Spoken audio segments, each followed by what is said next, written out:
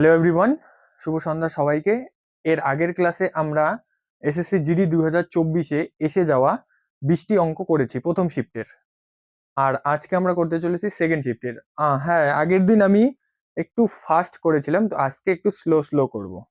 Slow সব সমাধান করব এবং একটু সময় নিয়ে করব। আর তার সাথে সাথে আমি ওই তোমাদের ওর চ্যাপ্টারটা একটু রিভিশন করাই দেবো ওই কোশ্চেনটার মাধ্যমে। ঠিক আছে, শুরু করি তাহলে। আজকের প্রথম প্রশ্ন হলো 5 বছরের জন্য একটি মূলধনের উপর প্রাপ্ত সরল সুদ হলো মূলধনের 2/5, বার্ষিক সুদের হার কত? ঠিক আছে, এবার দেখো কত বছরে সুদ হয়? 5 বছরে। মূলধনের কত? মূলধনের 2/5, তাহলে এই 2/5 কে আমরা লিখতে পারি 5:2। ঠিক আছে, তাহলে মূলধনের এখানে মূলধন কোনটা? 5, নিচেরটা মূলধন। আর সুদ হবে কোনটা? 2। তাহলে 5-এ 2 সুদ হয়। ঠিক আছে, আচ্ছা 5-এ যদি 2 সুদ হয় তাহলে কত পার্সেন্ট সুদ হয়েছে? 100 দিয়ে গুণ করলেই বের হয়ে যাবে, 5 দিয়ে কাটলে 20, 2 20 40। তাহলে আমরা দেখলাম 40% সুদ। ঠিক আছে, এটা কত বছরে হয়েছে? 5 বছরে। তাহলে 5 দিয়ে যদি ভাগ করি তাহলে 1 বছরের সুদটা পেয়ে যাবো। তাহলে 5 দিয়ে ভাগ করলে 8। তাহলে অ্যান্সার কত হলো? 1 বছরের সুদের হার ছিল 8%। ওকে, নেক্সট। তো 2 নম্বর প্রশ্নে কি বলছে? 3টি নোটবুক 6টি কলমের মূল্য 3000 টাকা। আমি এটা আগে লিখলাম, 3টি নোটবুক আর 6টি মানে যোগ, আর 6টি কলম, 6টি কলম, হ্যাঁ ওকে। তো পেন সমান সমান 3000 টাকা। একই দামে মানে 3000 টাকায় একজন ব্যক্তি আর একজন ব্যক্তি কি করে? একটি নোটবুক কেনে। একটি নোটবুক প্লাস 12টি কলম, 12টি পেন কত টাকা? সেম দামে কেনে। ঠিক আছে, এরকম যা বলছে আমি লিখলাম। আচ্ছা, রাজু 15টি কলম কিনতে চায়, কত টাকা দিতে হবে? এটা বের করতে হবে। এরকম যখন আসবে, এরকম অঙ্ক যখন আসবে, তো কি করতে হবে? যে কোনো একটাকে সমান করতে হবে। হয় তুমি নোটবুককে সমান করো, না হলে তোমরা পেনকে সমান করতে পারো। ঠিক আছে, আমি নোটবুককে সমান করি। তাহলে এখানে 3টি নোটবুক আছে, এখানেও 3টি করতে হবে। 3 দিয়ে গুণ করলে হয়ে যাবে 3 একে 3টি নোটবুক। তো এদিকে করলে এদিকেও করতে হবে এবং এদিকেও করতে হবে। ঠিক আছে, তাহলে এখন কি আসলো? 3টি নোটবুক, এখানেও আসলো 3টি নোটবুক। এটা সমাধান করে 3টি নোটবুক প্লাস এটা সমাধান করে 36টি পেন সমান সমান 9000 টাকা। এটা আসলো। এখন এটাকে আমি মুছে দিই, কারণ এটা সমাধান করে তো এটা লিখলাম। ঠিক আছে, এবার দেখো 3টি নোটবুক বিয়োগ করলে একটি নোটবুক, মানে একটা নোটবুক নেই, সরি। তো 36 আর 6 এর মধ্যে বিয়োগ করলে 30টি পেন, এবং এটা যদি আমরা বিয়োগ করি, এটা বিয়োগ করছি আর কি, তো কত হবে? 6000 টাকা। ঠিক আছে, তাহলে 30টি পেনের দাম আসলো 6000 টাকা। তাহলে একটি পেনের দাম কত হবে? একটি পেনের দাম, একটি পেনের দাম 200 টাকা। ঠিক আছে, একটি পেনের দাম 200 টাকা। তাহলে পি সমান সমান আসলো 200 টাকা। এবার যে কোনো একটা সমীকরণে বসাই দিলে অঙ্ক হয়ে যাবে। তাহলে কি দাম আছে? ও আচ্ছা, আমাদের তো 15টি কলমেরই দাম চাইছে, করানোর দরকার নেই। তাহলে 15টি কলমের দাম, একটি কলমের দাম যদি 15 টাকা হয়, 15টি কলমের দাম কত হবে? 15, একটি কলমের দাম হচ্ছে 200 টাকা। তাহলে 15টি কলমের দাম 15 গুণন 200, 3000 টাকা। ঠিক আছে, তাহলে এই অঙ্কটার উত্তর হলো 3000 টাকা। এবার যদি বলতো যে তোমার নোটবুকের দাম কত, একটি নোটবুকের দাম কত, তাহলে এভাবে আমরা বের করতে পারতাম। দেখো এখানে আমি লিখি 3টি নোটবুক প্লাস 6টি পেন। তাহলে 6টি পেন 6 ইন্টু 200 কত টাকা হলো? 3000 টাকা হবে। তাহলে এখানে হলো 1200 টাকা প্লাস 3n ইকুয়াল টু 3000 টাকা। তাহলে 1200 টাকার সাথে কত টাকা যোগ করলে 3000 টাকা হবে? 1800 টাকা। তাহলে এখানে 3, তাহলে n এর মান কত হবে? 600 টাকা হবে। 1800 টাকা তো 3n আছে না, তাহলে n এর মান 600 টাকা যদি হয় তাহলে 300 1800 হবে, প্লাস 1200 তো এখানে আসেই, এবার 3000 হবে। এটা আমি জাস্ট এমনি বললাম, মানে করে দিলাম। এটা অন্যভাবে করা যায়। ঠিক আছে, এটা অনেকভাবেই করা যায়। তো যেটা ভালো হয় ওটা বললাম আর কি। আমি যে কোনো একটার, যদি যে কোনো একটার আমরা দাম বের করি, একটা জিনিসের যদি আমরা সমান করি তাহলে একটা জিনিসের দাম আমরা পেয়ে যাব। আর একটা জিনিসের দাম পেয়ে গেলে তোমরা সবগুলোই বের করতে পারবে পরে। ঠিক আছে, নেক্সট। ওকে, 3 নম্বর প্রশ্নে কি বলছে? 5টি সংখ্যার গড় 32, একটি সংখ্যা বাদ দিলে, অপসারণ করলে মানে বাদ দিলে, তাহলে গড় হয় 28। তাহলে অপসারিত সংখ্যা মানে যে সংখ্যাটা বাদ দেওয়া হয়েছে ওই সংখ্যাটা কত ছিল? ওকে, তো 5টি সংখ্যা ছিল, তাদের গড় ছিল 32।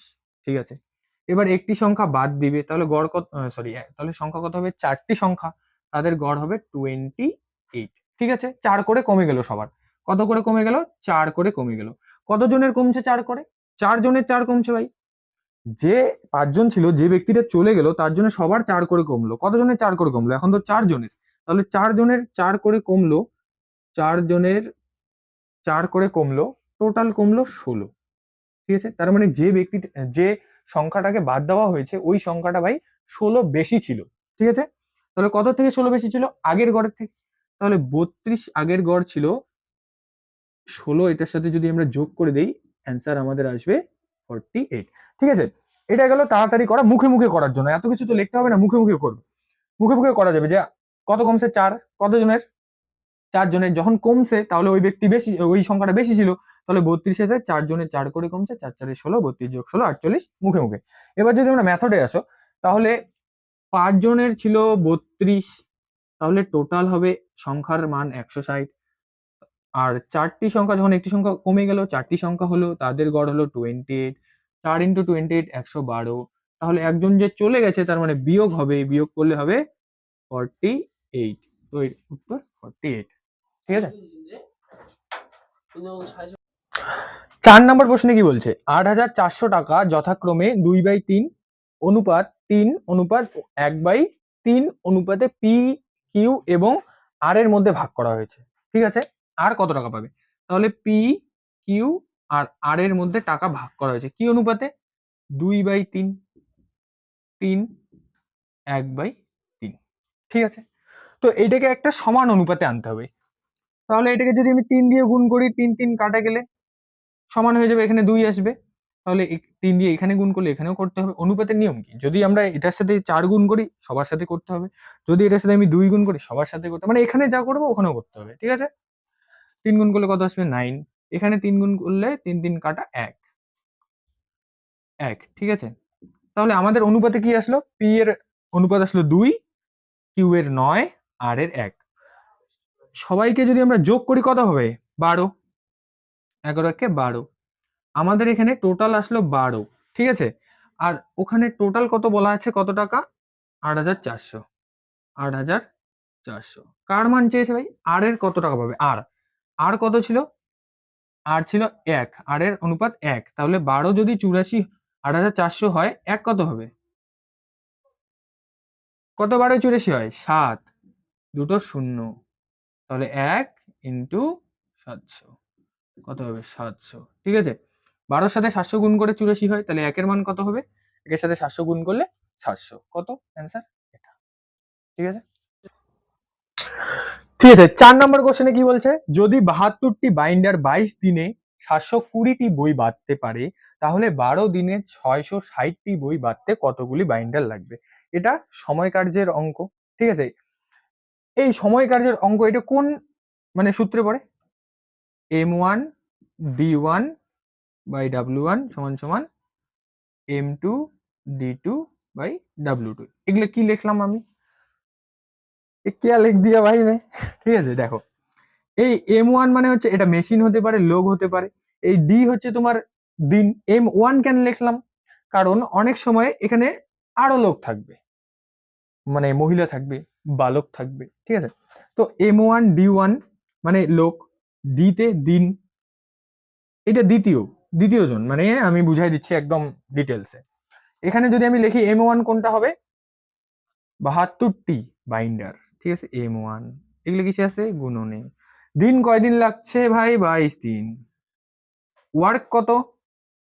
ওরা কতগুলি বই বাঁধতে পারে? ওয়ার্ক এইটা, বই যতটা বই বাঁধে ওইটাই ওয়ার্ক। 720 সমান সমান M2। এবার দ্বিতীয়তে আসো। দ্বিতীয়তে, আচ্ছা, M2ই জানতে চেয়েছে আমাদের যে বই বাঁধতে কতগুলি বাইন্ডার লাগবে, জানতে চেয়েছে M2। ওকে, গুণন কতদিন কাজ করবে M2? M2 কাজ করে 12 দিন। কতগুলি বই বাঁধবে? 660। তাহলে আমরা কাটাকাটি করে দেই, 0 0 এখানে কাটলাম, 6 12 72 কাটলাম, 6 11 66 কাটলাম। ঠিক আছে, 12 এখানে কাটলাম 6। ওকে, আর কিছু? হ্যাঁ 2 দিয়ে কাটলে 3, 2 দিয়ে কাটলে হচ্ছে 6, 3 দিয়ে কাটলে হচ্ছে তোমার 2, 2 দিয়ে কাটলে 11। অনেক কাটাকাটি করে ফেললাম, ডাইরেক্ট কাটা যেত, ঠিক আছে। তাহলে M2 সমান সমান কত আসলে, এখানে 11 এখানে 11, বজ্র গুণন করলে সমান সমান 11 ইন্টু 11 সমান সমান 121টি বাইন্ডার লাগবে। কয়টি? 120। 6 নম্বর অঙ্কে কি বলছে, একটি সংখ্যার 20% 25% 250 এর সমান, তাহলে সেই সংখ্যার 35% কত হবে? Very simple question. তাহলে একটি সংখ্যার 20%, তাহলে 100 20% ধরলাম 20, এর হচ্ছে 25%, এর 25%, 20 এর 25% কত হয় যদি কাটাকাটি করি? কাটাকাটি যদি করি তাহলে এখানে আসবে 5, ঠিক আছে, 5 5 25 সমান সমান 250 সমান হয় 250 এর সমান। তাহলে 5 মানে 250, 5 মানে 250, তাহলে সংখ্যাটা আমরা কত ধরেছি? সংখ্যাটা ছিল 100, তাহলে সেই সংখ্যাটা কত হবে? 5 মানে যদি 250 হয়, কত গুণ? 50 গুণ, তাহলে 100 সাথেও 50 গুণ হবে, তাহলে সংখ্যাটা হবে 5000। এই সেই সংখ্যাটা যার 20%-এর 25% হলো 250 এর সমান, বের করে দেখতে পারো, ঠিক আছে। তাহলে 5000-এর 35% চেয়েছে, কত হবে? তাহলে 5000-এর 35% আমি বের করব। 1 টাকাটা 2 টাকাটা, একটা 2টা গেল, 50 গুণন 35 যদি আমরা করি সলভ, তাহলে 5 35-এ 175, একটা শূন্যর জন্য একটা শূন্য, this is the right answer, ঠিক আছে। 7 নম্বর অঙ্কে কি বলছে, 1003টি চকলেট এবং 2703টি ক্যান্ডি এমন ভাবে বিতরণ করা যেতে পারে এমন সর্বোচ্চ সংখ্যক শিক্ষার্থী নির্ণয় করুন যাতে প্রতিটি শিক্ষার্থী সমান সংখ্যক চকলেট ও ক্যান্ডি পায়। দেখো এরকম কোশ্চেন আসা মানেই হচ্ছে বোনাস, এরকম কোশ্চেন আসা মানে হচ্ছে 1 নাম্বার তুমি পাবেই ওখানে। 1 নাম্বার যদি প্রশ্নের মান থাকে 1 নাম্বার, 2 নাম্বার যদি প্রশ্নের মান থাকে 2 নাম্বার। কারণ কোশ্চেনটা পড়ে তোমার বুঝতে হবে, যখনই বলবে সমান সংখ্যক, এমন মানে কি বলছে এখানে, সর্বোচ্চ সংখ্যক শিক্ষার্থী নির্ণয় করুন যাতে প্রতিটি শিক্ষার্থী সমান সংখ্যক চকলেট পায়। যদি সর্বোচ্চ শিক্ষার্থী যদি মানে সর্বোচ্চ শিক্ষার্থী সর্বোচ্চ সংখ্যক শিক্ষার্থী যদি 17 জন হয়, তাহলে 17টা চকলেট করে পাবে, ঠিক আছে। যদি 20 জন হয় 20টা করে পাবে, ঠিক আছে। যখনই সর্বোচ্চ আসবে তখনই কি হবে? HCF, ঠিক আছে, গসাগু। তো 1003 আর 2703 এর গসাগু, এই দুইজনের মধ্যে মানে 1003 আর 2703 যেটা গসাগু, ওটাই হচ্ছে উত্তর। এখন তোমরা গসাগু বের করতে যদি চাও একটু দেরি হয়ে যাবে, আর এই রকম অঙ্কের অপশন দিয়েই করতে হবে, তাহলে কি হবে? ফাস্ট করা যাবে। তোমরা খালি জাস্ট অপশন টেস্ট করবা, 3টা অপশন দিয়ে ভাগ যাবে না, একটা অপশন দিয়েই ভাগ যাবে। ভাগ গেলেই আমরা দেখবো কোনটা দিয়ে ভাগ যায়। এই অপশন আছে, এ দিয়েই দেখি। তাহলে 17 দিয়ে যদি আমরা একে ভাগ করি, 5 17 85, আর থাকে 153, 9 17 153, ঠিক আছে। তাহলে 59। এবার 17 দিয়ে এটা চলে গেল, 17 দিয়ে এটা দেখি কত হবে। আচ্ছা 17 একে 17, 17 একে 17, এখানে কত থাকলো? 100, আবার 5 17 85, আবার 153 9, তার মানে 17ই অ্যান্সার। এখানে আমি অপশন চেঞ্জ করিনি, পরীক্ষাতেও এরকমই অপশন ছিল, এ বি সি ডি। আমি কোনো কোশ্চেনেরই অপশন বা কোনো কোশ্চেনের কোনো ডেটা কিচ্ছু চেঞ্জ করিনি, অ্যাজ ইট ইজ যেমন কোশ্চেন ওখানে এসেছে তেমন কোশ্চেনই আমি লিখছি এখানে, ঠিক আছে। নেক্সট অঙ্ক। 8 নম্বর অঙ্কে কি বলেছে, একটি টেবিলের বিক্রয় মূল্য 6,875 টাকা, যদি লাভের শতাংশ 25% হয় তাহলে টেবিলটি কত টাকায় কিনেছে? ওকে, তাহলে সিপি মানে হচ্ছে ক্রয় মূল্য, আর এসপি মানে হচ্ছে বিক্রয় মূল্য। সে লাভ করেছে কত বিক্রয় করার সময়? 25%। তার মানে 25% লাভ করেছে মানে কি? 1/4, মানে 4-এ 1 লাভ করেছে, তার মানে কি 4 টাকায় কিনেছে, 1 লাভ করেছে, 5-এ সেল করেছে। তাহলে 5-এর মানেই দেওয়া আছে এখানে, এটা সেলিং প্রাইস আমাদের, আর আমাদের অঙ্কে বলা আছে 6,875, ঠিক আছে। তাহলে 4 মানে কত, এটাই আমাদের বের করতে হবে। তাহলে 5 মানে যদি 6,875 হয়, 5-এর সাথে কত গুণ করলে হয়ে যাবে? 5 13 65, 37, 5 7 35, 5 5 25, মানে 1375 গুণ করা হয়েছে। তাহলে এই 4 এর সাথেও 1375 গুণ করে যা আসবে সেটাই উত্তর। তাহলে 4 5 20 শূন্য হাতে 2, 4 7 28 আর 2 কত হবে? 30 এর শূন্য হাতে থাকবে 3, 3 4 12 আর 3 কত? 15 এর 5 হাতে থাকবে 1, 4 1 কে 4 আর 1 5, মানে কত? 5500, 5500, এটা হলো উত্তর, ঠিক আছে। 9 নম্বর অঙ্কে কি বলেছে, একটি পণ্যের ধার্য মূল্য তার ক্রয় মূল্যের চেয়ে 60% বেশি, যদি 20% ছাড় দেওয়া হয় তাহলে লাভের শতাংশ কত? আমরা ধরলাম যে ক্রয় মূল্য হচ্ছে 100 টাকা, এটা কি ক্রয় মূল্য, ঠিক আছে। এবার তার ধার্য মূল্য কি করেছে, মানে মার্ক প্রাইস করেছে এর 60% বেশি। এর যদি 60% বেশি করি তাহলে এখানে হবে 160, কারণ 160% কত 60, এটা কত শতাংশ 60%, ঠিক আছে। এরপর কি করেছে, যদি 20% ছাড় দেওয়া হয় তাহলে লাভের শতাংশ কত, আচ্ছা 20% ছাড় দিয়ে হচ্ছে সে বিক্রি করবে, তাহলে 160 থেকে সে 20% ছাড় দিবে, কত -20%, -20% মানে এর 20% কত, 160 এর 20% 16 দুয়ে 32, 32, তাহলে এর 20% যদি আমি ছাড় দিই তাহলে কত টাকায় সেল করলাম, এর থেকে এটা বিয়োগ করব, কত হবে 8, 8 3 3 6 3 2 1, 128 টাকা, ঠিক আছে, কত 128 টাকা। তাহলে 100 টাকায় আমি কিনেছি, 128 টাকায় আমি বিক্রি করেছি, আমার লাভ, হ্যাঁ লাভের শতাংশ জানতে চেয়েছে, তাহলে 100 টাকায় আমি কিনেছি ক্রয় মূল্য, 128 টাকায় আমি বিক্রি করেছি, এটা আমার সেলিং প্রাইস, তাহলে আমার লাভ হলো 28%। এইভাবে এটা মুখে মুখে মানে এভাবেই করতে পারবে, এটা বেশি চাপ নেই, ঠিক আছে। নেক্সট 10 নম্বর অঙ্কে কি বলছে, ভূমির ব্যাসার্ধ 70 সেন্টিমিটার এবং উচ্চতা 14 সেন্টিমিটার বিশিষ্ট একটি সিলিন্ডারের বক্রপৃষ্ঠের ক্ষেত্রফল কত, এটা সিলিন্ডারের সূত্র, বক্রপৃষ্ঠের ক্ষেত্রফল তোমাদের যদি জানা থাকে তাহলে 1 সেকেন্ডের ব্যাপার, তবে সূত্র সিলিন্ডারের বক্রপৃষ্ঠের ক্ষেত্রফলের সূত্র কি, 2 পাই আর এইচ, শেষ। 2 ইন্টু পাই এর মান কত 22/7, ইন্টু আর মানে ব্যাসার্ধ, এখানে কত দিয়েছে ব্যাসার্ধ 70, ইন্টু হাইট কত, উচ্চতা দিয়েছে 14, কাটাকাটি করে দাও, 7 দিয়ে কাটলে 10, ঠিক আছে। তাহলে 22 দোকোণে 44, 44 ইন্টু 40 ইন্টু 10 করলেই হবে, তাহলে 44 ইন্টু 40 করি আগে, 4 14 56 6, হাতে থাকলো 5, 4 14 56 আর 5 হচ্ছে 61, ইন্টু যদি 10 করি কত হবে 6 1 6 0।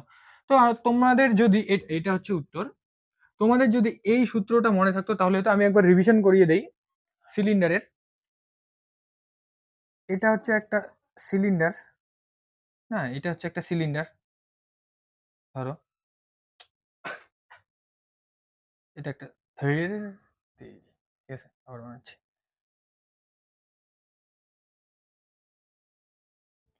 এইটা একটা সিলিন্ডার, ঠিক আছে, এর এটা হচ্ছে উচ্চতা, হাইট, এটা হচ্ছে আর, ঠিক আছে। আমি তিনটা লিখবো, না না কিসে বলবো, বক্রপৃষ্ঠ ক্ষেত্র ভলিউম লিখি প্রথমে, আয়তন, আয়তন, সিলিন্ডারের আয়তনের সূত্র কি 2 পাই আর স্কোয়ার এইচ, ঠিক আছে। আর এখানে কি আছে বক্রপৃষ্ঠের ক্ষেত্রফল, বক্রপৃষ্ঠের ক্ষেত্রফল, বক্রপৃষ্ঠের ক্ষেত্রফল হচ্ছে তোমার 2 পাই আর এইচ। আর যদি বলে সমগ্র পৃষ্ঠের ক্ষেত্রফল, সমগ্র পৃষ্ঠ যদি বলে কিছুই না 2 পাই আর এইচ প্লাস আর, এটা, ঠিক আছে। তো আজকের জন্য এই 10টি প্রশ্নই থাক, কারণ ভিডিও অনেক বেশি বড় হয়ে যাচ্ছে ক্লাসটা, আর আমার তো ইন্টারনেটেরও সমস্যা আছে, সেটআপেরও সমস্যা, লাইটেরও সমস্যা, তো তার জন্য ছোট ছোট ভিডিও দুইটা পার্টে দিব, 20টি ভিডিও দুটি পার্টে আসবে, একটি পার্টে 10টি এবং অপর পার্টে 10টি, ঠিক আছে, বোঝা গেল, বোঝা গেল, অঙ্কগুলো বুঝছিস, ঠিক আছে। তাহলে আজকে 10টা অঙ্কই থাক, খুব তাড়াতাড়ি দেখা হবে আর 10টি অঙ্ক নিয়ে, যে বাকি আছে শিফট 2 এর যে বাকি 10টি অঙ্ক রয়েছে, আমি কালকে বা পরশুদিন এটা করিয়ে দেব। তোমরা পড়তে থাকো, খুব তাড়াতাড়ি দেখা হচ্ছে পরের ক্লাসে, ঠিক আছে, গুড নাইট, গুড নাইট।